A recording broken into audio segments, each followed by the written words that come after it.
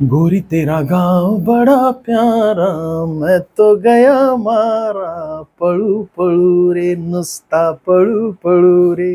नमस्कार महाराष्ट्राच्या जिवंत हृदयाच्या सळसळत्या रक्ताच्या भावी अधिकारी कर्मचारी पोलिसांनो, कसे आहात सगळे. अतिशय महत्वाची अशी सिरीज चालू केलेली आहे. तुम्ही बघितलंय, नुसता धुराळा चालू आहे आपला. चालू घडामोडी 2024 मध्ये झालेल्या सर्व प्रश्नपत्रिका, त्यामधील चालू घडामोडीचे प्रश्न आणि त्याचं असं विस्तारित स्पष्टीकरण आपण बघत आहोत. त्याचा फायदा आता तुम्ही 25 तारखेच्या परीक्षेमध्ये बघितलेला. अनेकांचे विद्यार्थ्यांचे फोन आले की जसेच्या तसे प्रश्न आलेले, त्याचसोबत त्यांचं जे स्पष्टीकरण घेतलं होतं ना तेच प्रश्न आणि त्यावरील स्पष्टीकरणांवर प्रश्न विचारले गेलेले आहेत. प्रश्न महत्वाचे नाहीयेत मित्रांनो, प्रश्नाचं स्पष्टीकरण अतिशय महत्वाचं आहे. तुम्हाला ट्रेंड कळणं फार गरजेचं आहे. चालू घडामोडीचं 25 पैकी 25 मार्क मिळवणारे विद्यार्थी अशाच प्रकारे चालू घडामोडीचं अनालिसिस करत असतात. प्रश्नपत्रिका अनालिसिस न करता सरळ सरळ पुस्तक हातात घेणे, अभ्यास सुरू करणे गधा मजुरी आहे आणि ही करायची नाही. आपल्याला नुसता धुराळा करायचा आहे. पहिला प्रश्न दिसत आहे तुमच्या स्क्रीनवर. प्रश्न क्रमांक 21. महाबळेश्वर जवळील भिलार हे गाव टिंबटिंब गाव म्हणून प्रसिद्ध आहे, पुस्तकांचे गाव म्हणून प्रसिद्ध आहे. पर्याय क्रमांक 1 या प्रश्नाचं योग्य उत्तर आहे. बघा तुम्हाला इमेजेस दिसत आहे. सर तुम्ही एवढे इमेजेस का ऍड करत असतात? सोन्या तू बघत असतोस की नाही झूम करू करू इमेजेस? आणि त्यासाठी महत्वाचं आहे, एकदा झूम करून इमेज बघितली 100% तुला त्या ठिकाणी लक्षात येईल. जसं की इंडियाज फर्स्ट बुक विलेज, पुस्तकांचं गाव कुठं आहे? भिलार. दिसतंय ना तुला? 1.5 किलोमीटर, म्हणजे जिथे बोर्ड लावलेला आहे की नाही तिथला फोटो आहे हा. नेटवरून घेतलेल्या पुस्तकाचं गाव भिलार, सातारा या ठिकाणी आहे. फळांचे गाव तुला विचारलं तर धुमाळवाडी, सातारा इथे दिसतंय फळ, बरोबर आहे. फुलपाखरांचे गाव पारपोली, सिंधुदुर्ग या ठिकाणी. पारपोली फुलपाखरांची एकूण किती? तर 203 जाती आहेत. यावरही तुम्हाला प्रश्न विचारला जाऊ शकतो. पारपोली या ठिकाणी एकूण फुलपाखरांच्या किती जाती आहेत? 203 जाती आहेत मित्रांनो. मधाचे गाव जर तुम्हाला विचारलं तर मांगर आहे. मांगर कुठे आलं? सातारा या ठिकाणी. मधाचे गाव दिसते. माझे गाव माझा अभिमान मांगर. पुढच्या प्रश्नाकडे आपण जाणार आहोत. 52वा प्रश्न. भारताचे सध्याचे नवनियुक्त लष्कर प्रमुख कोण आहेत? जनरल मनोज पांडे असू शकतात का? नाव ऐकलं क्लिक करून टाकलं. तसं नको करू सोन्या. तू अगोदर ट्रेंड समजून घे, काय विचारलं जाते समजून घे आणि त्याचं स्पष्टीकरण बघून घे. त्याचं स्क्रीनशॉट काढून घे वाटलं असतं. नोटबुक मध्ये जे महत्वाचे मुद्दे आहेत तुला वाटत आहेत ते लगेच तिथल्या तिथं टिपून घे. जे तुला माहित नसतील ते लगेच 100% त्याचा फायदा होणार आहे. प्रश्न क्रमांक 52चं उत्तर आहे पर्याय क्रमांक 4 जनरल उपेंद्र द्विवेदी. इथे इमेजेस मध्ये दिसत आहे बघा. भारताचे भूदल प्रमुख उपेंद्र द्विवेदी या ठिकाणी आहेत. भारताचे नौदल प्रमुख दिनेश त्रिपाठी या ठिकाणी आहेत. त्यानंतर भारताचे हवाई दल प्रमुख विवेक राम चौधरी या ठिकाणी आहेत. भारताचे संरक्षण दल प्रमुख सीडीएस जनरल अनिल चौहान. यावर तुम्हाला प्रश्न विचारला जाईल, फार महत्वाचा. सीडीएस म्हणजे चीफ ऑफ डिफेन्स स्टाफ. पुढच्या प्रश्नाकडे आपण जाणार आहोत. पुढचा प्रश्न 53वा. सध्याचे मीरा भाईंदर वसई विरार चे पोलीस आयुक्त कोण आहेत? बघा मागच्या व्हिडिओमध्ये आपण मीरा भाईंदर चे प्रश्न सुरू केले होते आणि पुढचे प्रश्न या व्हिडिओमध्ये बघत आहोत. मीरा भाईंदर याची प्रश्नपत्रिका बघत आहोत. याचा अर्थ काय? तिथलेच आपल्याला पोलीस आयुक्त विचारले जाऊ शकतात. विद्यार्थी काय करतात? सर्व जिल्ह्यांचे पोलीस आयुक्त पाठ करत बसतात. ज्या जिल्ह्यांमधून तुम्ही फॉर्म भरलेला आहे तिथले कलेक्टर आपल्याला माहिती असणं गरजेचं आहे. तिथले महानगरपालिकेचे आयुक्त आपल्याला माहिती असणं गरजेचं आहे. पोलीस आयुक्त कोण आहेत ते सुद्धा माहिती असणं गरजेचं आहे. त्याचसोबत महत्वाचं म्हणजे त्या जिल्ह्यामधील जे खासदार आहेत, आमदार आहेत, जेवढे मतदारसंघ आहेत सर्व काही माहिती असणं गरजेचं आहे. भाग 1 भाग 2 बघितला तुम्हाला लगेच ट्रेंड कळेल आणि त्या ट्रेंडनुसार तुम्ही फक्त काय करायचं? एक्स्ट्राची इन्फॉर्मेशन सर्च करून आपल्या अभ्यासामध्ये ऍड करायची, तेवढीच वाचायची. त्याच्या आसपासचेच प्रश्न पडत आहेत. 25 तारखेला झालेली आत्ताची प्रश्नपत्रिका तुम्ही बघून घ्या मित्रांनो. ती आपण या ठिकाणी याच व्हिडिओमध्ये डिस्कस करणार आहोत, पण तुम्ही सुद्धा बघून घ्या. 100% तुमच्या लक्षात येईल की कशा प्रकारे याचा फायदा होत आहे. श्रीकांत पाठक आहेत का? सदानंद दाते का? मधुकर पांडे? पर्याय क्रमांक 3 हे याचं उत्तर आहे. आता हे पुन्हा विचारणार का नाही? तुझ्या जिल्ह्यामधील आयुक्त तुला विचारले जाऊ शकतात. मीरा भाईंदरचे आयुक्त आहेत ते, बरोबर आहे की नाही? मग मीरा भाईंदर वसई विरारचे नवीन पोलीस आयुक्त मधुकर पांडे या ठिकाणी इमेज दिसत आहे. यावर तुम्हाला प्रश्न विचारला जाईल. यापूर्वी 2019-2021 मध्ये विचारला गेला होता. 2024 मधील परीक्षांमध्ये विचारला गेलेला नाहीये. म्हणजे यांचं कशा प्रकारे जी रँक आहे ती विचारली गेलेली नाही, पण विचारली जाऊ शकते म्हणून या ठिकाणी इमेज ऍड केलेली. पोलीस कॉन्स्टेबलच्या वरची रँक असते हेड कॉन्स्टेबल. इथे बघा तुम्ही, हे सुद्धा लक्षात ठेवा. असिस्टंट सब इन्स्पेक्टर म्हणजे एएसआय. लॉंग फॉर्म तुम्हाला विचारला जाऊ शकतो. एसआय म्हणजेच काय? सब इन्स्पेक्टर असतात. किंवा PSI police sub inspector. TI म्हणजेच काय? इन्स्पेक्टर असतात ते. डीएसपी म्हणजेच काय? डिप्टी सुप्रिटेंडेंट ऑफ पोलीस असतात.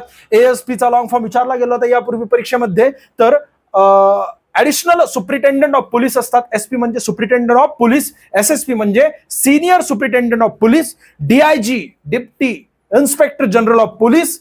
आयजीपी म्हणजे इन्स्पेक्टर जनरल ऑफ पोलीस आणि डीजीपी म्हणजेच काय डायरेक्टर जनरल ऑफ पोलीस सर्वात मोठं पद आहे, ठीक आहे, त्या राज्याचं. पुढच्या मुद्द्याकडे आपण जाणार आहोत. बघा 54वा प्रश्न, भारत सरकारच्या सागरमाला उपक्रमाअंतर्गत वाढवण बंदर एक मेगा पोर्ट बांधण्याची योजना आहे. सदरचे वाढवण बंदर महाराष्ट्रातील कोणत्या जिल्ह्यात आहे? सर हे वाढवण बंदरवर का बरं प्रश्न विचारला गेलेला आहे? एवढा डीप मध्ये विचारला जातो का? अतिशय महत्वाचं आहे मित्रांनो. 13 एकूण महत्वाचे बंदर आहेत. आयात निर्यातसाठी महत्वाचे बंदर, त्याचं जे आहे विस्तार किंवा त्याचा विकास केला जातो केंद्र सरकारद्वारे. आता 14वं बंदर आणि तेही देशातील सर्वात मोठं बंदर आपल्या महाराष्ट्रातील पालघर जिल्ह्याच्या जवळ आहे हे वाढवण बंदर, आणि त्याचा विकास करण्यासाठी मान्यता देण्यात आलेली आहे पर्यावरण मंत्रालयाद्वारे सुद्धा आणि केंद्र सरकारद्वारे सुद्धा. याचा अर्थ विचारला जाईल की नाही? 100%. आणि तेही कुठल्या? तर कॉमन अख्ख्या महाराष्ट्रभराच्या परीक्षेमध्ये विचारला गेले का नाही? जिल्हा वाईज, जिल्हा निवड समिती म्हणजेच कुठे? तर पोलीस भरती कुठली? तर मीरा भाईंदरच्या पोलीस भरतीमध्ये विचारला गेलेला आहे. मग आपण ज्या जिल्ह्यामधून फॉर्म भरत आहोत त्या जिल्ह्याचं संपूर्ण माहिती, चालू घडामोडीची माहिती असणं गरजेचं आहे. तू इतिहासातील माहिती वाचत असतो, एखादा प्रश्न विचारला जातो इतिहासात, जसं की अहमदनगर या जिल्ह्यामधून जर फॉर्म भरला असेल तर तुम्हाला हा प्रश्न विचारला जातो की अहिल्याबाई होळकर यांचं जन्मगाव कोणतं? ते एक वारंवार कॉमन प्रश्न विचारला जातो. आणि त्याचसोबत तुम्हाला विचारलं जातं की आपल्या महाराष्ट्रातील सर्वोच्च शिखर कोणतं आहे? तर कळसुबाईचं शिखर. ते कॉमन प्रश्न आहेत. ते कॉमन प्रश्न प्रत्येक पुस्तकात तुम्हाला मिळतील. परंतु एक्स्ट्राची जी त्या जिल्ह्याची माहिती आहे 2024-2023 चालू घडामोडी, ते सगळं या व्हिडिओज मधून मिळेल तुम्हाला. जास्तीत जास्त विद्यार्थ्यांना सांगा मित्रांनो, व्हिडिओ सिरीज आवडत असेल तर लगेच लाईक करा. तुमच्या एका लाईकने तुम्हाला काही फरक पडणार नाही, परंतु आम्हाला फार मोटिवेशन मिळतं मित्रांनो. तशा प्रकारे आम्ही अजून चांगल्या प्रकारे कसं काम करता येईल त्यासाठी आम्ही प्रयत्न करत असतो. बघा काल मोठ्या प्रमाणात पाऊस पडत होता, आजही पाऊस पडत होता. असं वाटत होतं घरातून निघत असताना मी वाहून जाईल की काय, पण गरजेचं आहे. कारण काय की तुम्ही एवढा इंटरेस्ट दाखवत आहात, तुम्ही एवढं या सिरीजला जे आहे लाईक केलं किंवा आवड निर्माण आहे तुमच्यामध्ये, आणि त्यासाठी तुमच्यामुळे मला घरी राहलं नाही, त्यासाठी आलो मित्रांनो. महत्वाचं आहे बघा. नाही तर वाटत होतं की वाहून आलो की तुझ्याकडेच येईल सोन्या वाहता वाहता, आणि तिथे तुला समोरच या सगळे एक्सप्लेनेशन देईल. भारत सरकारच्या सागरमाला उपक्रमाअंतर्गत वाढवण बंदरावर एक मेगा पोर्ट बांधण्याची योजना आहे. सदरचे वाढवण बंदर महाराष्ट्रातील कोणत्या जिल्ह्यात आहे? तर पर्याय क्रमांक 3 पालघर जिल्हा. आलं लक्षात? पुढच्या मुद्द्याकडे आपण जाणार आहोत. संपूर्ण इन्फॉर्मेशन दिलेली सागरमाला प्रोजेक्ट काय आहे? तर समुद्राचे जे महत्वाचे बंदर आहेत त्यांना डेव्हलप करणे. सागरमाला प्रोजेक्ट सुरुवात केव्हा झाली? 2015 मध्ये. विचारलं जाऊ शकतं कारण काय वाढवण बंदर आपल्या देशातील सर्वात मोठं बंदर, याला मान्यता देण्यात आलेली आहे केंद्र सरकारकडून, त्याचसोबत पर्यावरण मंत्रालयाकडून विकास करण्याची. बरोबर आहे. आणि ते प्रोजेक्ट आहे. एकूण खर्च या ठिकाणी दिलेला आहे. हा खर्च थोडा ब्लर झालेला आहे, खर्च पाठ करायचा नसतो, फक्त दाखवते तुम्हाला एवढ्या मोठ्या प्रमाणात खर्च केलेला आहे. याचा अर्थ 100% आपल्याला त्या मुद्द्यावर प्रश्न विचारला जाऊ शकतो. कोणत्या? तर सागरमाला प्रोजेक्टवर विचारला जाऊ शकतो. सुरुवात आहे 2015 ची. ठीक आहे. बाकी भारतमाला प्रकल्प सुद्धा आहे, तो 1999चा आहे. इथे तो प्रश्न विचारला जाणार नाही. फक्त माला नुसार सागरमाला, भारतमाला वेगवेगळे. भारतमाला म्हणजेच काय? उत्तरेला दिल्ली, इथे आहे मुंबई, इथे आहे चेन्नई, इथे आहे कोलकाता, यांना जोडणारा हायवे आहे अंतर्गत. सागरमाला म्हणजे हे जेवढे बंदर आहेत की नाही यांचा विकास करणे. सद्यस्थितीमध्ये एकूण बंदरांची संख्या किती आहे? तर 14 आहे मित्रांनो. 14वं बंदर असणार आहे. कोणतं? तर हे वाढवण बंदर जे पालघर जिल्ह्यामध्ये आहे. आणि नुकतेच भारताच्या नियंत्रणात असलेले सिटवे बंदर, हे सुद्धा फार महत्वाचे, कारण हे म्यानमारचं बंदर होतं, आता भारताच्या नियंत्रणात आलेलं आहे. आणि वाढवण हे देशातील 14वे मोठे बंदर आहे. ठीक आहे. कुठे असणार आहे ते? तर इथे असणार आहे. म्हणजे महाराष्ट्रामध्ये एकूण बंदरांची संख्या किती होईल? मग प्रमुख बंदरांची संख्या 3 होईल. पूर्वी किती होती? 2 होती. JNPT एक, त्याचसोबत मुंबई. बाकी हे वेगवेगळे बंदर आहेत. यावर तुम्हाला प्रश्न विचारला जाऊ शकतो. एकूण किती बंदर आहेत? तर 13 बंदर आहेत. इथे पश्चिमेला विचारलं तर 1 2 3 4 5 6 7 आणि वाढवण एक 8 असे पश्चिमेला 8 आहेत. आणि पूर्वेकडे किती बंदर आहेत? तर 1 2 3 4 5 6 बंदर आहेत. पुढच्या मुद्द्याकडे आपण जाणार आहोत. पुढचा प्रश्न ईव्हीएमचा फुल फॉर्म तुम्हाला विचारला गेलेला आहे. तू काय करतो सोन्या? 50 एक फुल फॉर्म पाठ करत बसतो? अजिबात नाही. गुगल ट्रेंडवर जायचं. महत्वाचे जे मुद्दे आहेत फुल फॉर्मचे मी पुढच्या व्हिडिओमध्ये आणतो. अजिबात घाबरू नकोस. 10 ते 12 फुल फॉर्म जे आता लेटेस्ट मध्ये चर्चेमध्ये आहे. मग सर ईव्हीएम चर्चेमध्ये आहे का? सोन्या, सर्वोच्च न्यायालयामध्ये याबाबत माहिती गेली होती किंवा याबाबत याचिका दाखल केली होती ईव्हीएम बाबत की 2024 ची जी 18वी लोकसभा निवडणूक आहे ती ईव्हीएम रहित व्हावी, परंतु झाली ईव्हीएम सोबतच, म्हणून चर्चेमध्ये होती. त्याचसोबत 18वी लोकसभा झालेली आहे, म्हणून तुम्हाला इलेक्शन कमिशन बाबत संपूर्ण माहिती विचारली जाऊ शकते. जसं की तुम्हाला माहिती आहे की मार्चमध्ये जे एकूण आयुक्त असतात ना, इलेक्शन कमिशनचे प्रमुख आयुक्त असतात, त्यांना मदत करण्यासाठी 2 आयुक्त असतात. ते उपायुक्त नसतात, तेही आयुक्त असतात. पण प्रमुख आयुक्त आणि बाकी 2 आयुक्त, आलं लक्षात. या 2 आयुक्तांची नेमणूक करण्यात आली होती केंद्र सरकारद्वारे मार्चमध्ये, आणि लगेच पुढच्या महिन्यामध्ये इलेक्शन. ते सुद्धा चर्चेमध्ये होतं, ते सुद्धा कॉन्ट्रोवर्शियल पॉईंट होता. तुम्हाला राजीव कुमार बाबत विचारलं गेलेलं आहे. इलेक्शन कमिशन ऑफ इंडियाचे सध्याचे आयुक्त कोण आहेत? 25वे आहेत Rajiv Kumar. Election commission of India ची स्थापना केव्हा झाली होती? तर 25 जानेवारी 1950 मध्ये झालेली आहे. म्हणून तर आपला देश मतदार दिवस म्हणून तो दिवस साजरा करतो ना आपण 25 जानेवारी. माहिती की नाही तुम्हाला? मतदानाबाबत जनजागृती इलेक्शन कमिशनद्वारे होत असते. मग ब्रँड अँबॅसेडर विचारले जातात, विचारले गेलेले. पंजाब राज्याचं काय घेणं आहे आपल्या महाराष्ट्रामध्ये, पण विचारलं गेलेलं आहे. ब्रँड अँबॅसेडर पंजाब राज्याचं कोण आहे इलेक्शन कमिशन ऑफ इंडियाचं? आपले सध्या इलेक्शन आहे विधानसभेचं, म्हणून आपल्याला अत्यंत महत्वाचं आहे. वर्षभरात जेवढ्या परीक्षा, इनफॅक्ट 2025 मध्ये झालेल्या ज्या परीक्षा आहेत, होणार आहेत की नाही परीक्षा, त्या सर्व परीक्षांमध्ये इलेक्शन कमिशन ऑफ इंडिया फार महत्वाचं आहे. आणि त्यातल्या त्यात ईव्हीएमचा सर्वसाधारण लॉंग फॉर्म विचारला गेला होता. इलेक्ट्रिक वोटिंग मशीन पर्याय क्रमांक 1, याचं योग्य उत्तर इथे ईव्हीएम दिसत आहे. इथे कंट्रोल युनिट आहे, व्हीव्हीपॅड आहे. इथे दिसतं ना तुम्हाला व्हीव्हीपॅड. तुम्ही कुणाला मतदान केलं ते इथे दिसतं एक छोट्याशा कागदामध्ये. आणि बॅलेट युनिट, मग व्हीव्हीपॅड मधील जेवढे काही मतदान आहेत की नाही कागदांचे, ते मोजण्यासाठी म्हणजे सर्व काही मोजावे लागतील किंवा मोजायला पाहिजे, त्याच वेळेस पारदर्शकता होईल अशी याचिका सर्वोच्च न्यायालयामध्ये एका जणाने दाखल केली होती. परंतु प्रत्यक्षात ते शक्य नाही असं सर्वोच्च न्यायालयाने सांगितलं. फक्त कंट्रोल युनिटमध्ये आपल्याला मोजता येईल. बॅलेट युनिट आणि कंट्रोल युनिट यामधून आपल्याला मोजता येईल असं त्यांनी सांगितलं. ईव्हीएमचा प्रथम वापर केव्हा केला होता? 100% विचारलं जाऊ शकतो. 1982 मध्ये. कुठे केला होता? तर परूर विधानसभा, केरळ. तुम्हाला असा प्रश्न विचारला की ईव्हीएमचा सर्वप्रथम वापर कोणत्या राज्याने केला, तुम्ही लगेच गोवा क्लिक करा.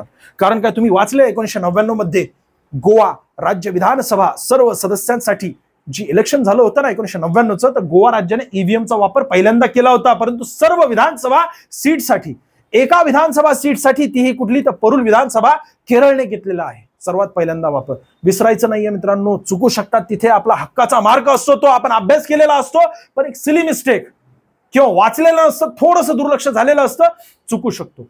इथे यावर 100% प्रश्न विचारला जाईल. कन्फ्युजन वाला पॉईंट जो असतो ना, तिथं प्रश्न विचारला जाईल. बाकी ईव्हीएमच्या सर्व विधानसभेसाठी नीट प्रश्न वाचला तर लगेच कळतो. सर्व विधानसभेत प्रथम वापर कोणी केलेला? तर गोवाने केलेला आहे. जेवढे सदस्य आहेत सर्वांसाठी. इथे फक्त एकाच विधानसभा आमदारासाठी जी मतदान झालं होतं ना, एक विधानसभा आमदार तिथून निवडायचं आहे. मग त्यासाठी जे मतदान झालं होतं त्यात 1982 मध्ये पहिल्यांदा ईव्हीएमचा वापर करण्यात आला होता. 1999 मध्ये अख्ख्या राज्यासाठी विधानसभा मतदानासाठी 1999 मध्ये गोव्यासाठी वापर करण्यात आला. बाकी संपूर्ण लोकसभा निवडणुकीत प्रथम वापर म्हणजे लोकसभेच्या एकूण 543 जागा आहेत की नाही, या 543 जागा त्यावेळेस होत्या 545. 104वी घटना दुरुस्ती झाली. त्यानुसार अँग्लो इंडियन समाज मधील जे 2 नामनिर्देशित सदस्य आहेत की नाही खासदार, जे राष्ट्रपती नियुक्त करतात, ते नियम किंवा ती पद्धत रद्द करण्यात आली. अँग्लो इंडियन म्हणजे कोण? की जे आपल्या देशामध्ये पूर्वी होते ना, इंग्रजांची सत्ता होती. मग 1947 मध्ये ते आपला देश सोडून गेले. पण काही जणांची इथे जागा होती, काही जणांचा इथे बिझनेस होता, त्यांना आपली राज्यघटना मान्य होती, आपली सरकार त्यांना मान्य होती, त्यांना इथे राहायचं होतं, शांततेत राहायचं होतं. आणि म्हणून ते राहिल्यानंतर त्यांचं प्रतिनिधित्व कुणीतरी करायला पाहिजे आपल्या लोकसभेमध्ये, बरोबर आहे ना. म्हणून 2 अँग्लो इंडियन समाजातील जे सदस्य आहेत त्यांना नाम निर्देशित करण्याची पद्धत होती राष्ट्रपतींद्वारे, परंतु ती पद्धत हटवण्यात आली. म्हणून सद्यस्थितीमध्ये किती आहेत? 543. लोकसभेचे एकूण सदस्य किंवा किती जागांसाठी मतदान झालं होतं? 543. विसरायचं नाही सोन्या. तुला आत्ता 18व्या लोकसभेमुळे विचारलं जाऊ शकतं. तू पुस्तकात वाचलेला आहे 545, परंतु 543 जागांसाठी 100% असाही प्रश्न विचारला जाऊ शकतो. संपूर्ण लोकसभेसाठी 2004 मध्ये झाली होती. पुढचा मुद्दा बघा, 56वा प्रश्न. नुकत्याच पार पडलेल्या आयसीसी पुरुष T20 क्रिकेट वर्ल्ड कप 2024 मध्ये किती संघांनी सहभाग घेतला होता? तर 20. यावर का प्रश्न विचारला गेलेला? सगळ्यांना माहिती आहे की आत्ताच आपण विश्वकप जिंकलेलो आहे, T20 विश्वकप. यापूर्वी आपण जे आहे 2007 मध्ये जिंकलो होतो, 2007 नंतर डायरेक्ट 2024 मध्ये जिंकलेलो आहे. काय काय प्रश्न आतापर्यंत विचारले गेलेत याच प्रश्नाला धरून किंवा याच मुद्द्याला धरून तुम्ही गुगल ट्रेंडवर गेलात ना मित्रांनो, गुगल ट्रेंड काय आहे तर गुगलवर सर्च करायचं गुगल ट्रेंड, तिथे जायचं, इंडिया सिलेक्ट करायचं. आपला भारत सध्या काय सर्च करतोय तर वर्ल्ड कप सर्च करतोय. म्हणून फिफा वर्ल्ड कप विचारला गेला 2022चा. तुम्ही बघितलेला असेल, सिरीज कंप्लीट करा फक्त, तुम्हाला लक्षात येईल की प्रश्न का विचारले जात आहेत त्याच मुद्द्याला धरून. ते काही प्रश्न विचारत नाहीत. अनेक विद्यार्थी काय म्हणतात की जीएसचा जो सिलेबस आहे फार ब्रॉड आहे किंवा फार मोठा आहे, एकूण 7 विषय चालू घडामोडीचं कुठून कुठपर्यंत काही विचारलं जातं. तसलं नसतं सोनिया. गुगल ट्रेंडवर जा, तिथे जाऊन भारत सिलेक्ट कर. भारतामध्ये लोक काय सर्च करत आहेत, तू काय सर्च करतोय ते नाही, तू काय करत असतो सर्च ते तुलाच माहिती बऱ्यापैकी, पण तू काय सर्च करतो ते नाही, त्यावर प्रश्न विचारले जाणार नाही. बाकी अख्खा देश काय सर्च करतोय त्यातल्या त्यात आपला महाराष्ट्र काय सर्च करत आहे आणि त्यानुसार जे आहे प्रेफरन्स दिला जातो first, second, third. World cup अनेकदा सर्च झालेला आहे हा शब्द, म्हणून वर्ल्ड कप या मुद्द्यावर 2024च्या प्रश्न विचारला गेलेला आहे. आत्ताची लेटेस्ट होती. 20 सामन्यांनी भाग घेतले किंवा 20 देशांनी भाग घेतलेला आहे T20 cricket world cup 2026 Bharat आणि श्रीलंका मध्ये आयोजित करणार आहे. पुढचा दोन वर्षांनी होतो. सर्वात पहिला झालेला होता 2007 मध्ये, तो आपण जिंकलेलो आहे. 2009 मध्ये पाकिस्तान जिंकलेला आहे, इंग्लंड 2010 मध्ये आणि त्याचसोबत 2022 मध्ये सुद्धा, म्हणजे 2 वेळा इंग्लंडने जिंकलेला आहे. भारताने सुद्धा आता 2 वेळा जिंकलेला आहे. आणि महत्वाचं म्हणजे 2012 मध्ये वेस्ट इंडिज, त्याचसोबत 2016 मध्ये वेस्ट इंडिज यांनी सुद्धा जिंकलेला आहे. तुम्हाला पर्याय दिले होते, पुढील पैकी कोणत्या देशाने 2 वेळेस T20 वर्ल्ड कप जिंकलेला आहे, आणि बाकी सर्व पर्याय होते. त्यामध्ये पाकिस्तान होतं, श्रीलंका होतं, त्याचसोबत ऑस्ट्रेलिया सुद्धा होतं, परंतु इंग्लंड सुद्धा होतं. मग इंग्लंड त्याचं योग्य उत्तर आहे, कारण इंग्लंडने 2010 मध्ये 2022 मध्ये आत्ताच्या परीक्षेमध्ये विचारलंय. म्हणजे तुमच्या पोलीस भरतीचे 2024 मध्ये होत आहेत ना परीक्षा. सोन्या, काल जी 25 तारखेला परीक्षा झाली होती ना, अनेक विद्यार्थ्यांनी मेसेज केला, कॉल करून सांगितलं की ही जी सिरीज आहे सर अशीच कंटिन्यू ठेवा, सेम टू सेम प्रश्न येत आहेत, प्रश्न डायरेक्ट रिपीट होत आहेत, किंवा त्याच्यावरील एक्सप्लेनेशन जे आहे ना त्यावर प्रश्न विचारला जातोय. तुम्ही जे म्हणजे विथ प्रूफ तुम्हाला दाखवेल. उगाच तुम्हाला वाटेल की बडाई मारतोय, हो रोज येतो आरडाओरडा करत असतो आणि बडाया मारत असतो, तसं नाहीये सोन्या. प्रत्यक्षात तुम्हाला मी इथे दाखवेल पुढच्या सिरीज मध्ये. एक दिवसीय क्रिकेट वर्ल्ड कप 2027 जे दक्षिण आफ्रिका, झिम्बाब्वे आणि नामिबिया 3 देश यांच्या देशामध्ये आयोजित होणार आहे. T20 क्रिकेट वर्ल्ड कप 2024चे आयोजन कुणी केले होते हाही प्रश्न विचारून झालेला आहे. वेस्ट इंडिज, अमेरिका या 2 देशांनी केलेला आहे. त्याचसोबत विजेतेपद कोण आहे, भारताने जिंकलेलं दुसऱ्यांदा. कर्णधार कोण होता, रोहित शर्मा. आणि ज्यावेळेस 2007 मध्ये आपण विजेता झालो होतो T20 वर्ल्ड कपचे, त्यावेळेस MS धोनी होते. याच 2024च्या फायनल मॅच नंतर 3 प्लेयर्सने आपलं जे हे आहे निवृत्ती घोषित केलेली T20 क्रिकेटमधून. तर ते 3 प्लेयर कोणकोणते आहेत ते तुम्हाला पर्याय सगळ्यांना माहिती आहे. रोहित शर्मा आहेत, विराट कोहली आहेत, अजून एक प्लेयर आहे मित्रांनो, त्याचं तुम्हाला कमेंट्स करायची. ठीक आहे. आणि व्हिडिओ आवडत असेल तर लाईक करा, लगेच जास्तीत जास्त विद्यार्थ्यांना शेअर करा. तुमच्या 1 लाईकमुळे आम्हाला फार मोटिवेशन मिळतं मित्रांनो. उपविजेते कोण आहेत, दक्षिण आफ्रिका आहे. ठीक आहे. पुढच्या मुद्द्याकडे आपण जाणार आहोत. 57वा प्रश्न, भारतात नव्याने लागू झालेले BNS कायदा 2023 चे पूर्ण रूप खालीलपैकी काय. आतापर्यंत जेवढ्या परीक्षा झालेल्या आहेत प्रत्येक परीक्षेमध्ये एक प्रश्न याच्यावर येतोयच. याचं योग्य उत्तर आहे मित्रांनो भारतीय न्याय संहिता.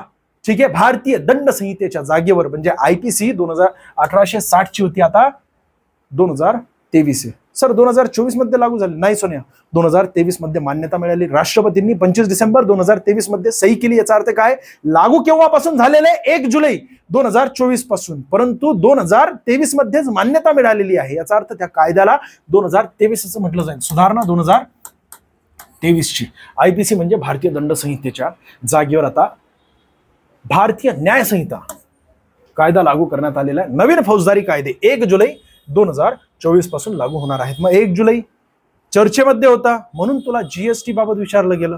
GSTचा लॉंग फॉर्म काय आहे कळते ना तुम्हाला. मग सर 1 जुलैचा आणि GSTचा काय संबंध आहे. 1 जुलै 2017 मध्ये GST लागू करण्यात आला होता. मग त्या दिवशीपासून जे आहे लागू झाला होता GST. एकूण राज्यांचे 9 कर, केंद्राचे 8 कर समाविष्ट करण्यात आलेले आहेत.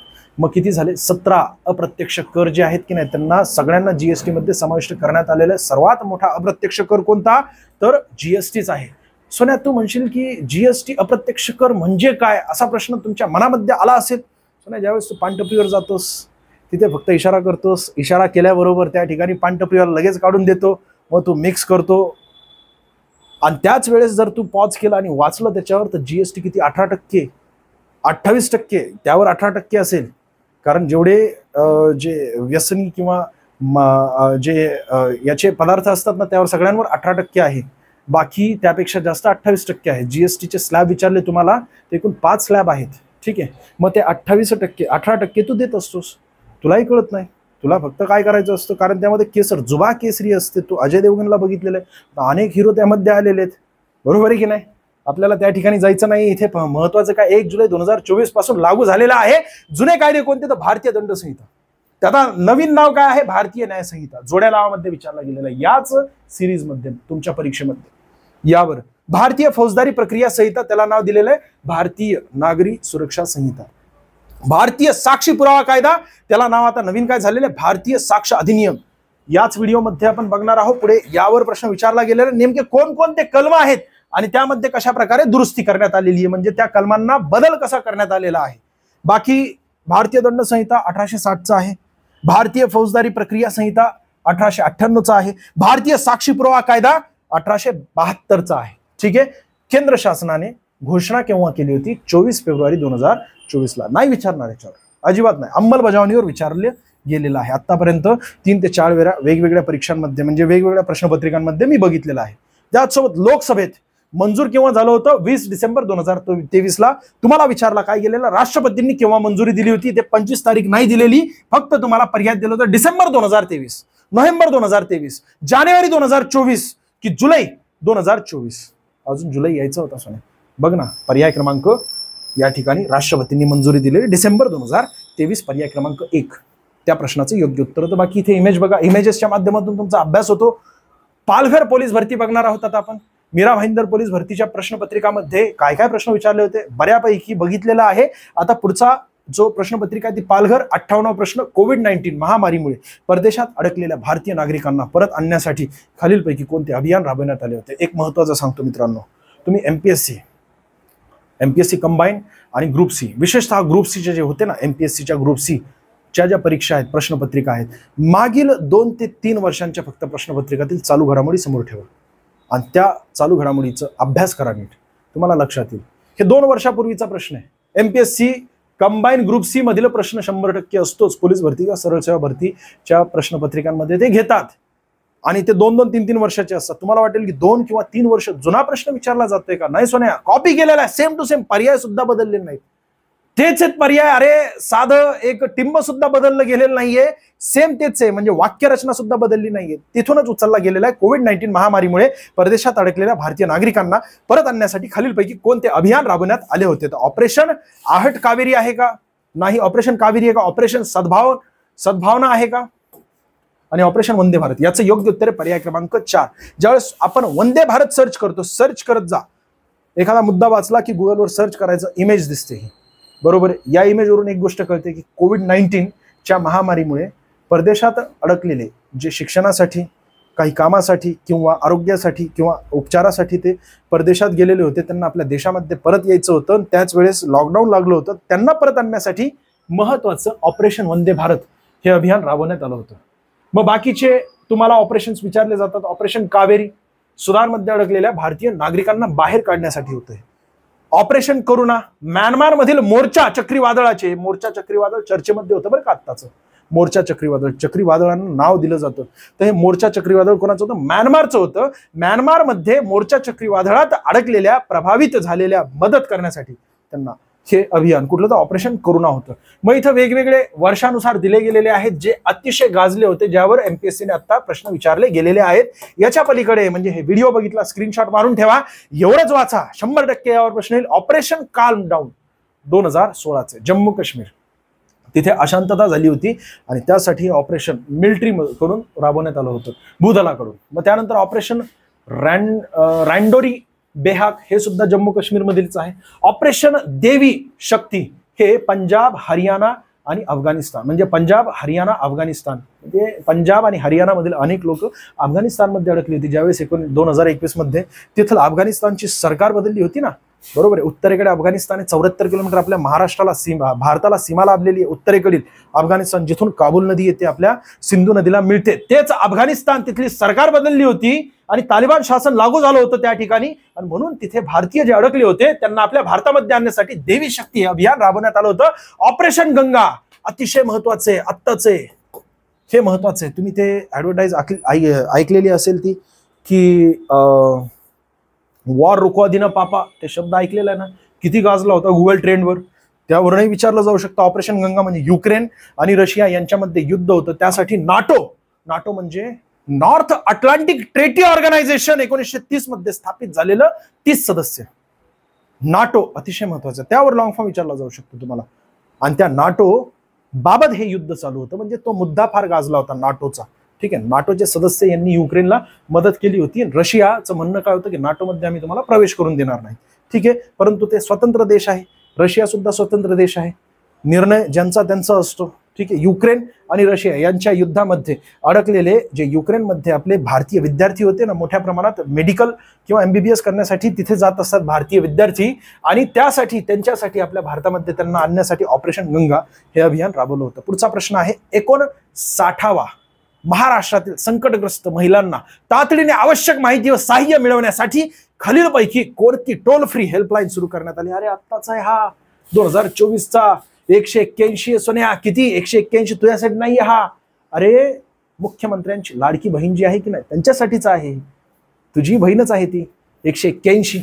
बघा, महाराष्ट्रातील संकटग्रस्त महिलांना तातडीने आवश्यक माहिती व सहाय्य मिळवण्यासाठी 181 टोल फ्री सुविधा सुरू करण्यात आली. ही सुविधा महाराष्ट्र महिला बाल विकास विभागाने सुरू केलेली आहे. विचारलं जाईल की कोणी सुरू केलेलं आहे, तर या विभागाने किंवा या मंत्रालयाने. कोणतं? तर महाराष्ट्र महिला व बाल विकास मंत्रालय, ठीक आहे, किंवा विभाग यांच्याद्वारे. 181 नंबर डायरेक्ट रिपीट होईल.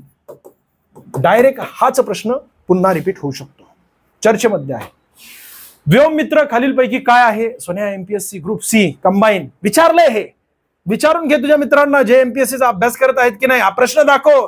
अरे त्याने प्रश्न वाचू थकलाय, तो खांगलाय, तो नुसता मागील प्रश्न अनालिसिस करू, पण MPSC अंदाज देत नाही, पण सरळ सेवा आपल्याला अंदाज येतो की नाही. मग यानुसार व्योममित्र खालीलपैकी काय आहे? तर महिला पायलट आहे का, महिला रोबोट आहे का? पर्याय क्रमांक 2 आहे. जास्त डीप मध्ये जाण्याची गरजच नाहीये. बघा या ठिकाणी दिसते महिला रोबोट. इस्रोच्या गगनयान मोहिमेत अंतराळ पाठवण्यासाठी हा रोबोट तयार करण्यात आला. गगनयान मोहीम काय आहे? तर पहिले मानवी 4 लोक जे आहेत त्यांना पाठवलं जाणार आहे. 2024च्या एंडिंग पर्यंत पाठवलं जाईल. ज्यावेळेस पाठवलं जाईल त्यावेळेस 100% प्रश्न विचारला जाईल. आता ही गगनयान मोहीम ज्यावेळेस सुरू करण्यात आली होती तेव्हापासून आतापर्यंत भरपूर प्रश्न येऊन गेलेले आहेत. यावर्षी जर मोहीम झाली ती तरच तुम्हाला विचारलं जाईल. गगनयान मोहीम GSLV MK3 या रॉकेट द्वारे पाठवली जाणार आहे. रॉकेट काय नाव आहे? GSLV MK3. मग तुम्हाला लॉंग फॉर्म विचारला जाऊ शकतो, तर geosynchronous satellite launch vehicle. Geosynchronous satellite launch vehicle GSLV. PSLV असतं पोलार सॅटेलाइट लॉन्च व्हेकल. मग GSLV वर प्रश्न विचारला जाऊ शकतो MK3 या रॉकेटद्वारे. ठीक आहे, महत्वाचं अजून काय आहे तर किती किलोमीटर जाणार आहेत? तर आपल्या भूपृष्ठापासून 300 किलोमीटर जाणार आहेत. किती लोक? 4 लोक. तुम्हाला स्वतःला सर्च करायची. ही 4 लोक यांची नावं सध्या घोषित करण्यात आलेली आहेत. वाटलंच तर मी पुढे घेतो तो प्रश्न, परंतु इथे संबंधित नव्हता म्हणून. नाही तर मग एक्सप्लेनेशन मध्ये तेही 4 लोक त्यांचे इमेजेस दाखवले असते सोन्या, मी डायरेक्टली त्यांचं संपूर्ण माहिती तुम्हाला सांगितली असते, पण त्यावर प्रश्न आला नाही. अंदाज आहे, येऊ शकतो. 4 लोक फक्त सर्च करा, त्यापैकी एखादा व्यक्ती जो आहे त्यांच्यावर प्रश्न येऊ शकतो. किंवा एवढं डीपमध्ये जाऊ नका रे, पोलीस भरतीला एवढं डीपमध्ये नाही विचारलं जाऊ शकत, पण आपल्या एक्स्ट्राच्या इन्फॉर्मेशनसाठी 4 लोक जे ते सर्च करा. 4 लोकांची नावं तुम्हाला विचारली जाऊ शकतात वेगवेगळ्या मोठ्या परीक्षेमध्ये. ठीक आहे, अजून काय विचारलं जाऊ शकतं? 3 दिवस राहणार आहेत त्या अवकाशामध्ये आणि पहिले अभियान आहे. मग तुम्हाला आदित्य L1 यावरही प्रश्न विचारला जाऊ शकतो. आदित्य ही मोहीम जी आहे सूर्याकडे जाऊन सूर्याचा अभ्यास करायचा, सूर्याच्या जवळ जाऊन 15 लाख किलोमीटर लांब. आलं लक्षात? एवढ्या जवळ म्हणजे 15 लाख किलोमीटर लांब आहोत आपण सूर्याच्या. पुढे जाऊया. 16व्या वित्त आयोगाचे अध्यक्ष कोण होते? फार महत्वाचा आहे. अरविंद पनगरिया. 16 वित्त आयोग 280 कलम. वित्त आयोगाची स्थापना या कलमानुसार होत असते. किती सदस्य असतात? 5 सदस्य असतात, त्यातील एक अध्यक्ष असतो. आणि हे 16वा वित्त आयोग आहे. कितवा आहे? तर 16वा वित्त आयोग. 16वा आहे. मग तुम्हाला विचारलं जाऊ शकतं YV रेड्डी, किंवा असं विचारलं जाऊ शकतं 16 वित्त आयोग आहेत, मग त्यापूर्वीचा 15 वित्त आयोग NK सिंग ते 15 वित्त आयोगाचे अध्यक्ष होते. 14 वित्त आयोगाचे अध्यक्ष YV रेड्डी होते. हे 14 वित्त. ठीक आहे, 14 वित्त आयोगाचे अध्यक्ष YV रेड्डी. 13 वित्त आयोगाचे अध्यक्ष विजय केळकर होते. इथं पर्याय दिलेले का? नाहीये. इथे 15 वित्त आयोग आहे. ठीक आहे, हे 15 वित्त आयोगाचे अध्यक्ष आहेत. यावर भरपूर प्रश्न झालेले. जेव्हा वित्त आयोगाची स्थापना करण्यात आली होती, म्हणजे दर 5-5 वर्षांनी राष्ट्रपती वित्त आयोगाची स्थापना करत असतात.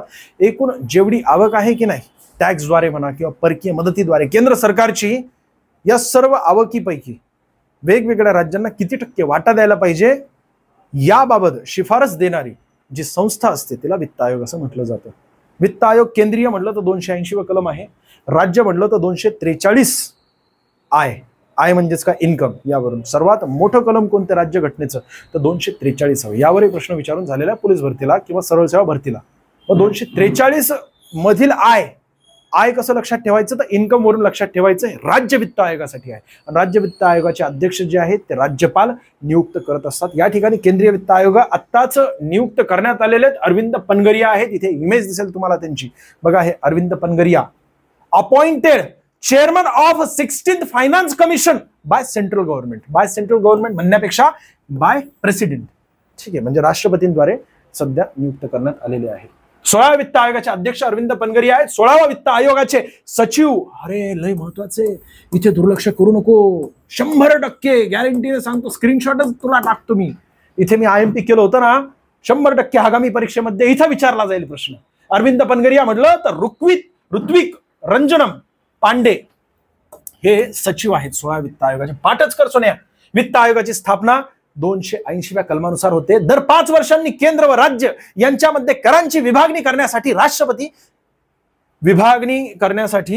राष्ट्रपती वित्त आयोगाची स्थापना करत असतात. ठीक आहे, पुढच्या मुद्द्याकडे आपण जाणार आहोत. अजून वित्त आयोगाबाबत काय राहिलेले का पुन्हा एकदा सांगतो बघा. 12 वित्त आयोग रंगराजन अध्यक्ष आहेत. 13 वित्त आयोग विजय केळकर आहेत. 14 वित्त आयोग जे आहेत YV रेड्डी आहेत. 15 वित्त आयोग NK सिंग आहेत. 16 वित्त आयोग इथे दिसते तुम्हाला अरविंद पनगरिया आहेत. आत्ताच त्यांची आणि कालावधी जर तुम्हाला विचारला तर 2026 ते 2030 या कालावधीमध्ये एकूण केंद्र आणि राज्यांना किती वाटा द्यायला पाहिजे त्यासाठी वित्त आयोगाची स्थापना करण्यात आलेली आहे. ठीक आहे, म्हणजे आत्ताचं लेटेस्ट वित्त आयोगाचे अध्यक्ष आहेत ते. बाकी स्वच्छमुख अभियान अंतर्गत महाराष्ट्राचा स्माइल अँबॅसेडर म्हणून कोणाची नियुक्ती. गुगल ट्रेंड महाराष्ट्र जा, स्वच्छमुख दिसेल तुला. अरे लोक सर्च करतायत, तू काय सर्च करतोय ते महत्वाचं नाहीये सोन्या. इथं लोक काय सर्च करतायत, हे स्वच्छमुख करतायत ना अभियान, नेमकं काय आहे. आणि स्माइल अँबॅसेडर मध्ये तुला विचारलेलं आहे सचिन तेंडुलकर, पर्याय क्रमांक 4 आहे. नेमकं काय आहे तर इथं इमेज मध्ये दिसतंय तुला, दात आहे, ब्रश आहे, स्वच्छ राहा. बरोबर आहे. कोणाच्या जवळ गेलास तर हसून तू त्यांना रिप्लाय देऊ शकतो, गप्पा नीट मारू शकतोस. बरोबर आहे का. त्यासाठी स्वच्छ राहणं गरजेचं आहे. असं कोण सांगणार आहेत? सचिन तेंडुलकर सांगणार आहेत. स्वच्छमुख अभियान अंतर्गत महाराष्ट्रात स्माइल अँबॅसेडर म्हणून सचिन तेंडुलकर यांची नियुक्ती करण्यात आली. मग आपल्याला प्रश्न विचारला काय गेला होता की मतदान जागृतीसाठी पंजाब राज्याचे ब्रँड अँबॅसेडर म्हणून कोणाची, तर शुभमन गिल. या ठिकाणी पर्याय क्रमांक 2 होता त्या प्रश्नाचं योग्य उत्तर. मतदान जागृतीसाठी उत्तर प्रदेश राज्याचे ब्रँड अँबॅसेडर विचारले नाहीयेत, परंतु विचारले जाऊ शकतात. मोहम्मद शमी फार महत्वाचे बरं का. यांची इन्स्पिरेशनल स्टोरी आहे. एका छोट्याशा गावावरून कशा प्रकारे ते पश्चिम बंगालमध्ये जातात, सौरव गांगुली यांना भेटतात आणि तिथून मग एक मोठे क्रिकेटर होतात. आणि पुढची जी लाईफ आहे त्यांची, कशा प्रकारे ते चर्चेमध्ये होते वेगवेगळ्या कारणामध्ये, तर त्यांची पर्सनल लाईफ आहे इथे आपण शेअर करणं गरजेचं नाहीये. परंतु तुम्ही सर्च केलं तर एक इन्स्पिरेशनल मोटिवेशनल स्टोरी त्यांच्याकडून तुम्हाला समजेल. आणि बाकी तुम्हाला माहिती आहे की आत्ताचं जे वर्ल्ड कप होतं आपलं, 1 दिवसीय वर्ल्ड कप, आपण जिंकलो नाही पण फायनल पर्यंत आपण पोहोचलो होतो. त्यामध्ये सर्वोत्तम कामगिरी ज्यांनी केली होती, विकेट्स, अरे सुरुवातीच्या पहिल्या मॅच पासून ते नव्हते मोहम्मद शमी, नंतर ते आले होते पुढे. बरोबर आहे. आणि त्यांनी सर्वाधिक विकेट घेतलेल्या आहेत. काहीतरी 3 का 4 मॅच नंतर त्यांना घेतलं होतं आपल्या वर्ल्ड कप टीम मध्ये, प्रमुख टीम मध्ये. आणि नंतर मग त्यांनी आपला परफॉर्मन्स दाखवला. प्रत्येक मॅच मध्ये त्यांनी 5, 6, 7 विकेट्स असे घेतलेले आहेत. 63वा प्रश्न, राज्याचे मुख्यमंत्री एकनाथ शिंदे यांनी कोणत्या विद्यापीठाकडून डिलीट पदवी घेतली? 2023 मध्ये घेतली होती. 2023चा हा महत्वाचा मुद्दा आहे, तर सर्वांनी वाचलेला आहे. DY पाटील विद्यापीठ आहे. पर्याय क्रमांक 3 याचं योग्य उत्तर आहे. मग त्यावर अनेक त्यांचे जे विरोधी नेते आहेत त्यांनी सांगितलं होतं, त्यावर अनेक टीका केली होती, म्हणजे त्या मुद्द्यावर किंवा ते त्यांना ज्यावेळेस मला आपलं मत व्यक्त केलं होतं त्यामुळे ते चर्चेमध्ये मुद्दा होता तो. DY पाटील विद्यापीठ, पर्याय क्रमांक 3 याचं योग्य उत्तर. उपमुख्यमंत्री देवेंद्र फडणवीस यांनाही नुकतीच म्हणजे 2024 मध्ये आता मिळाले बरं का, जपानमधील. यावर प्रश्न विचारला जाऊ शकतो. त्या प्रश्नाला धरून कोएसाना विद्यापीठाने डॉक्टरेट ही पदवी दिलेली आहे. ठीक आहे. डिलीट म्हणजेच काय, डॉक्टरेट ऑफ लिटरेचर, आणि ती पदवी त्यांना मिळाली. 64वा प्रश्न बघा, महाराष्ट्र राज्याचे पोलीस महासंचालक कोण आहेत? आपल्याला महासंचालक विचारलं गेलेलं आहे. आणि महाराष्ट्र राज्याचा हा प्रश्न आतापर्यंत ही जी सिरीज चालू आहे ना, 4 ते 5 वेळा तुम्ही बघाल. कशामुळे, त्याचं कारण काय? ते एक तर पोलीस भरतीची प्रश्नपत्रिका होती म्हणून महासंचालक बदलले की विचारले जातात, त्यातल्या त्यात महिला आहेत आणि पहिल्या आहेत म्हणून तुम्हाला विचारलं जाईल. रश्मी शुक्ला पर्याय क्रमांक 2 याचं योग्य उत्तर आहे. ते पूर्वी इंटेलिजन्स ब्युरो म्हणजेच SID स्टेट इंटेलिजन्स ब्युरो जे आहे की नाही, SID state intelligence department, Maharashtra intelligence डिपार्टमेंटच्या त्या आयुक्त होत्या, तिथून त्यांची बदली झाली इथे. यापूर्वी रजनीश शेठ ही होते, आता हे रजनीश शेठ जे आहेत MPSCचे आयुक्त झालेले आहेत, प्रमुख झालेले आहेत. आणि मग महाराष्ट्र पोलीस महासंचालक कोण आहेत? रश्मी शुक्ला आहेत. आणि त्या आपल्या महाराष्ट्राच्या पहिल्या महिला आहेत. बरोबर इथे दिलेले पहिल्या महिला पोलीस महासंचालक. पोलीस महासंचालक हे राज्यातील पोलीस प्रशासनातील सर्वोच्च पद असतं मित्रांनो. ठीक आहे, पुढच्या मुद्द्याकडे जाऊया. भारतीय दंड संहिता 1860 आत्ताच बघितला की नाही आपण मीरा भाईंदरच्या प्रश्नपत्रिकेमध्ये. म्हणून महत्वाचं हे तुम्ही ज्यावेळेस ट्रेंड कळेल ना तुम्हाला, हे मुद्दे तुम्ही सोडूच नका. 25 तारखेला सुद्धा हेच प्रश्न विचारले होते, पुढे सुद्धा ह्याच मुद्द्यांवर प्रश्न विचारले जाणार आहेत. हॉट टॉपिक यांना म्हणतात. भारतीय दंड संहिता 1860 या कायद्यात बदल करून 2023 मध्ये टिंबटिंब हा नवीन संसदेत पारित करण्यात आलेला कायदा आहे. तर भारतीय नागरी सुरक्षा कायदा आहे का भारतीय न्याय संहिता आहे? बघा ना, भारतीय दंड संहितेचं न्याय संहिता झालं की नाही? पर्याय क्रमांक 2 या प्रश्नाचं योग्य उत्तर आहे. पर्याय क्रमांक 2. नवीन फौजदारी कायदा 1 जुलै 2024 पासून लागू होणार आहे. जुने कायद्यांमध्ये भारतीय दंड संहिता होतं. पुन्हा पुन्हा तेच सांगणार आहे सोन्या, तुला पाठच व्हायला पाहिजे, फक्त तू सिरीज बघ, परीक्षेला जा, टेन्शन घेऊ नकोस. भारतीय दंड संहिता, भारतीय न्याय संहिता, त्यानंतर भारतीय फौजदारी प्रक्रिया संहिता, भारतीय नागरी सुरक्षा संहिता असं नवीन नाव झालेलं आहे. भारतीय साक्षी पुरावा कायदा त्याचं नवीन नाव आहे भारतीय साक्ष अधिनियम. भारतीय दंड संहिता 1860 होती, आता 2023 मध्ये त्यामध्ये बदल करण्यात आलेल्या कलमांमध्ये सुद्धा झालेला याच व्हिडिओमध्ये शेवटी मी तुला दाखवणार आहे. मग पुढे बघा, भारतीय फौजदारी कायदा 1899चा आहे. केव्हाचा? 1899चा आहे. आता 2023 मध्ये यामध्ये सुद्धा बदल करण्यात आले, नावात आणि कलमांमध्ये सुद्धा बदल करण्यात आलाय. भारतीय साक्ष पुरावा कायदा, मग पुरावा कट करून हा कायदा केव्हाचा आहे? तर 1872चा आहे. 1872 मध्ये लॉर्ड मेयो आपले गव्हर्नर जनरल ऑफ इंडिया होते मित्रांनो. तुम्हाला सर्वांना माहिती आहे की 1860 मध्येच का, पाठ करू नका, भारतीय दंड संहिता 1860 मध्ये लागू करण्यात आलं होतं. बरोबर आहे की नाही? पण त्यासाठी समजा अटक झाली तर कुणाच्या समोर? उच्च न्यायालय सुद्धा असायला पाहिजे का नाही तेवढं स्ट्रॉंग? सर्वोच्च न्यायालय होतं 1773च्या कायद्यानुसार. 1774 मध्ये कोलकाता या ठिकाणी आपल्या देशातील पहिलं सर्वोच्च न्यायालय होतं. आणि त्या सर्वोच्च न्यायालयाच्या पहिल्या न्यायाधीश कोण होत्या? एलिझा इम्फे होत्या. मग इथे आपल्याला असा प्रश्न विचारला जाऊ शकतो की उच्च न्यायालयाची स्थापना केव्हा झाली होती? तर कोलकाता उच्च न्यायालय 1862 पहिले, लगेच 2 वर्षाने स्थापित करण्यात आलं. कारण काय? हे कायदे आणि यामध्ये योग्यरित्या सगळ्यांना न्याय मिळावा, त्यासाठी वेगवेगळे उच्च न्यायालयाची सुद्धा स्थापना करण्यात आली. एकाच वर्षामध्ये 3 उच्च न्यायालय, जसं की कोलकाता उच्च न्यायालय, मुंबई उच्च न्यायालयाची स्थापना 1862 मध्ये करण्यात आलेली आहे. आणि मग दक्षिणेला गेलो आपण, मद्रास. हे 3 महत्वाचे हॉटस्पॉट होते, ब्रिटिशांचे सत्ता केंद्र होती. त्यातलं सर्वात महत्वाचं सत्ता केंद्र होतं कोलकाता. पुढे मग 1911 मध्ये त्याला दिल्लीमध्ये हलवण्यात आलं होतं.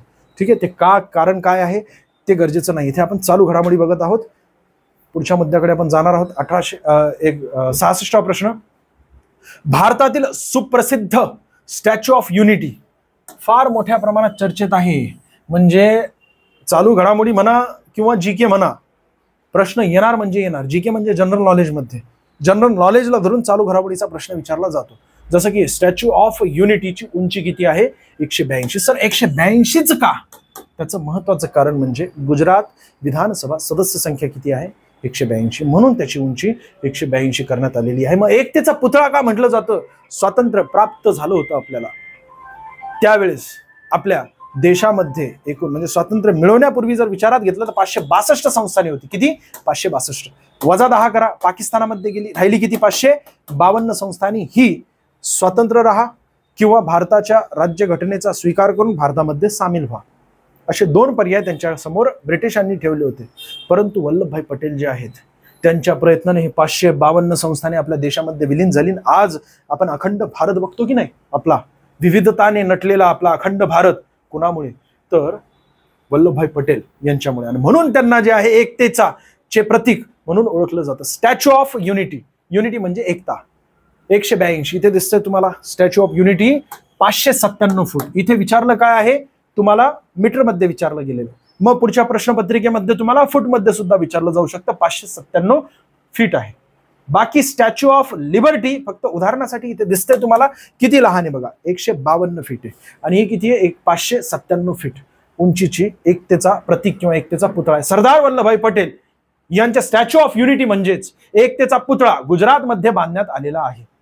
कुठे, तर नर्मदा नदीच्या काठी. ठीक आहे. या पुतळ्याची उंची 182 आहे. वल्लभभाई पटेल यांचा जन्म 31 ऑक्टोबर, फार महत्वाचे मित्रांनो, राष्ट्रीय एकता दिवस म्हणून साजरा केला जातो. का, त्याचं कारण सांगितलं. अजून महत्वाचं सांगतोय की 370 कलम जे आहे त्यातील जम्मू काश्मीर हे शब्द किंवा ते राज्य हटवण्यात आलं होतं. 370 कलम रद्द नाही झालेलं. आपल्या राज्य घटनेतील कोणताही कलम जो आहे मूळ संरचनेला धक्का लावता येत नाही. केशवानंद भारती या खटल्यामध्ये सांगितलेलं आहे. मग 370 हे कलम तसंच आहे, त्यामधील जम्मू काश्मीर हे शब्द बाहेर काढण्यात आलेला आहे. याचा अर्थ आता 370 कलम जम्मू काश्मीरला लागू नाही, कोणालाच लागू नाहीये, पण ते कलम आहे. ठीक आहे. मग जम्मू काश्मीर या राज्याचं विभाजन करण्यात आलं. 2 केंद्रशासित प्रदेश तयार करण्यात आले, जम्मू काश्मीर आणि लद्दाख.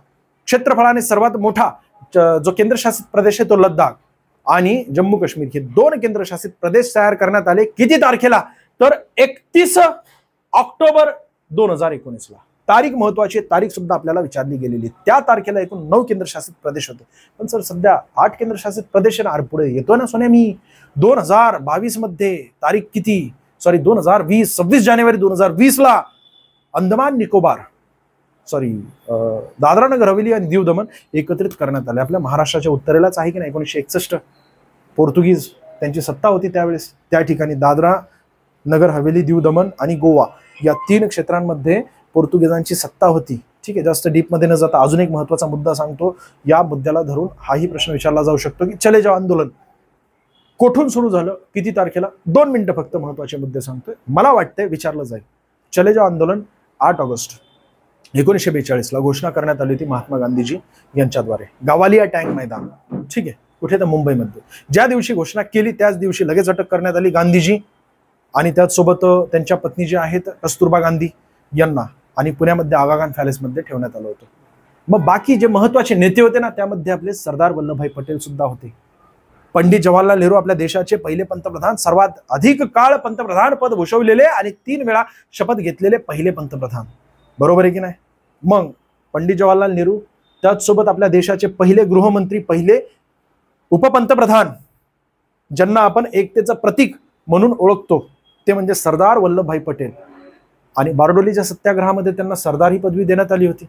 आणि आपल्या देशाचे पहिले राष्ट्रपती ज्यांनी 2 वेळा शपथ घेतलेली आहे, 2 वेळा पद भूषवलेले एकमात्र व्यक्ती ज्यांना भारतरत्न पुरस्कार सुद्धा मिळाले, राजेंद्र प्रसाद, ज्यांना आपल्या राज्यघटनेचा जे अध्यक्ष, स्थायी अध्यक्ष म्हणून आपण ओळखतो. बरोबर आहे. ते त्या तिघांनाही आणि महत्वाच्या त्यांच्यासोबतच्या वेगवेगळ्या नेत्यांना अहमदनगरच्या भुईकोट किल्ल्यामध्ये ठेवण्यात आलं होतं. त्यावेळेस ते इंग्रजांचं तुरुंग होतं. आणि त्याच ठिकाणी जे आहे जॉग्राफी ऑफ इंडिया,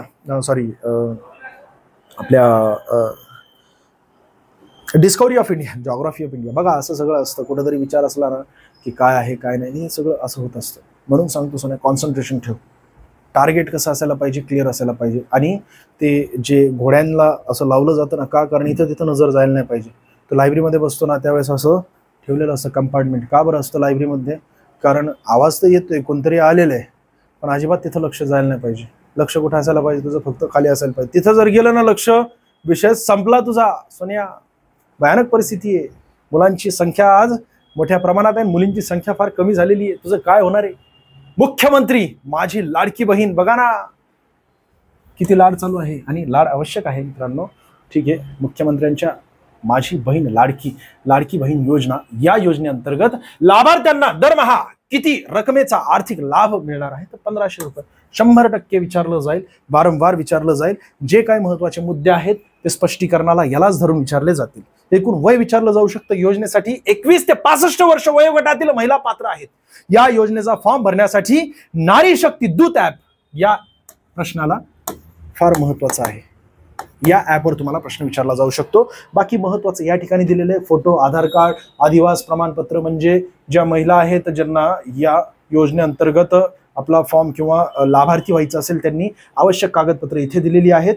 आणि बाकी महत्वाचं अजून काय, तर पात्रता महाराष्ट्राची रहिवासी असणं गरजेचं आहे. ती महिला राज्यातील महिलांना लाभ मिळणार आहे. आणि वय किती, 21 ते 60 होतं पूर्वी, आता 65 करण्यात आले, नंतर घोषणा करण्यात आली होती. उत्पन्न पातळी किती? 2.5 लाख. वार्षिक उत्पन्न त्यापेक्षा जास्त नको. 2.5 लाख ही उत्पन्न पातळी आहे. यावरही प्रश्न विचारला जाऊ शकतो. बाकी कुटुंब प्रमाणपत्र, उत्पन्नाचा दाखला, 2.5 लाखाचा, बँक पासपोर्ट, पासबुक आणि रेशन कार्ड वगैरे सगळ्या गोष्टी आहेत. ठीक आहे. बाकी घटनेच्या कोणत्या कलमांवर जम्मू काश्मीरला विशेष दर्जा देण्यात आलेला आहे? मी आत्ताच सांगितलं की नाही, मुद्दे तेच, त्याच्याच जवळ प्रश्न विचारले जातात ज्याच्याशी रिलेटेड आहे. म्हणजे वल्लभभाई पटेल यांच्यावर प्रश्न आला, त्यांच्या आसपासचे मुद्दे सगळे कव्हर केले जे चर्चेमध्ये होते मागील 2-3 वर्षापासून, लगेच प्रश्न येतो त्याच मुद्द्यावर. 370 कलम आत्ताच बोललो की नाही आपण. ठीक आहे. जम्मू काश्मीरला असणाऱ्या कलम 370 अंक तरतुदी 5 ऑक्टोबर 2019 रद्द करण्यात आल्या. 31 ऑक्टोबर 2019 जम्मू काश्मीर राज्याचं विभाजन करून 2 केंद्रशासित प्रदेश तयार करण्यात आले. ते 2 केंद्रशासित प्रदेश कोणकोणते आहेत? इथे बघा, अशा प्रकारे हे जम्मू अँड काश्मीर आणि हे आहे लद्दाख. लद्दाख आणि जम्मू काश्मीर या 2 केंद्रशासित प्रदेशांच्या राजधान्या, तर लद्दाखची आहे लेह, जम्मू काश्मीरची आहे श्रीनगर. या दोनही राजधान्यांना जोडणारी जी खिंड आहे तिला काय म्हटलं जातं? तर जोजिला खिंड. जोजिलाचा उच्चार कसा होतो? 2 जिल्हा. बरोबर, 2 जिल्हा म्हणजे 2 राजधान्या. अशा प्रकारे लक्षात ठेवू शकता. जोजिला खिंड. खिंड म्हणजे आयात निर्यात किंवा इथून तिथे जाण्यासाठीची महत्वाची खिंड असते. 2 डोंगरांच्या मधील भाग असतो, त्याला खिंड म्हणतात, पॅसेज म्हणतात किंवा दर्रा असं म्हटलं जातं हिंदीमध्ये. काश्मीरचे विभाजन करून 31 ऑक्टोबरलाच काम मी मागच्या प्रश्नामध्ये तुम्हाला सांगितलं. 69वा प्रश्न, नवीन संसद भवनाचे उद्घाटन माननीय पंतप्रधान यांच्या हस्ते टिंबटिंब रोजी करण्यात आलेले आहे. तारीख फार महत्वाची आहे. तारीख 100% विचारली जाऊ शकते. 28 मे 2023. 28 मे 2023. ठीक आहे. महत्वाचं काय काय आहे? तर सर्वात मोठ्या लोकशाहीचे 3 दरवाजे आहेत. एकूण किती दरवाजे आहेत या संसद भवनाला? 3 दरवाजे. त्यांची नावं तुला विचारली जाऊ शकतात. ज्ञान, शक्ती आणि कर्म. ठीक आहे. बाकी इथे बघा ना, सुंदररित्या असं आपले नवीन खासदारचे त्या ठिकाणी जाऊन बसलेले आहेत. एकूण बैठक व्यवस्था जर विचारली तर लोकसभेची 888 एवढे सदस्य बसू शकतात. सध्या एवढे आहेत का? नाही, 543 आहेत, परंतु पुढे वाढू शकतात. एकूण 150 वर्ष टिकेल ही इमारत अशा प्रकारे तयार करण्यात आलेली आहे. काय काय महत्वाचे? तर नव्याने बांधलेल्या असलेल्या भवनाचे लोकार्पण 28 मे 2023 रोजी झाले होते. किती? 28 मेला. म्हणून आत्ताच्या सर्व परीक्षांमध्ये तुला प्रश्न विचारला गेला 1-2 महिन्याचे प्रश्न जास्तीत जास्त दिसतात आपल्याला, म्हणजे पूर्वीचे प्रश्न. नवीन संसद भवनाचा आकार कसा आहे? दिसतोय त्रिकोणाकृती. संसदेचे जुने इमारत आता संविधान सदन म्हणून ओळखले जाणारे विचारलं जाऊ शकतं. यावरही 1922 ला माझ्या मते 1927-22 मी कन्फ्युजन आहे. ठीक आहे. तुम्हाला कमेंट्स करायची की जुनी संसद जी होती ना आपली, त्याचं लोकार्पण कोणत्या वर्षी करण्यात आलं होतं? तारीख महत्वाची नाही, पण वर्ष महत्वाचं आहे. पुढच्या मुद्द्याकडे आपण जाणार आहोत. वर्धा पोलीस भरतीचे हे प्रश्न आहेत. पुढच्या व्हिडिओमध्ये आपण लगेच कव्हर करणार आहोत. आणि आता रोज व्हिडिओ येणार आहेत, रोज टाकणार आहोत आपण. मध्यंतरी मोठ्या प्रमाणात इथे पाण्याचा किंवा पावसाचं प्रमाण वाढलं होतं, म्हणून घराच्या बाहेर निघणं सुद्धा शक्य नव्हतं. बघा ना, कालची तारीख किती आहे. काल मोठ्या प्रमाणात पाऊस झाला होता. पुण्यामध्ये किती मोठ्या प्रमाणात पाऊस झाला होता. घराच्या बाहेर निघता येत नव्हतं, अशी परिस्थिती होती. आजही मोठ्या प्रमाणात पाऊस चालू आहे, पण आता थांबायचं नाही आपल्याला. रोज व्हिडिओ येणार आहेत. चॅनलला सबस्क्राईब करा. व्हिडिओ आवडत असेल तर लाईक करा मित्रांनो. जास्तीत जास्त विद्यार्थ्यांना शेअर करा. आणि माझ्याकडून काही चुकलं असेल तर मनापासून क्षमा असू द्या. धन्यवाद.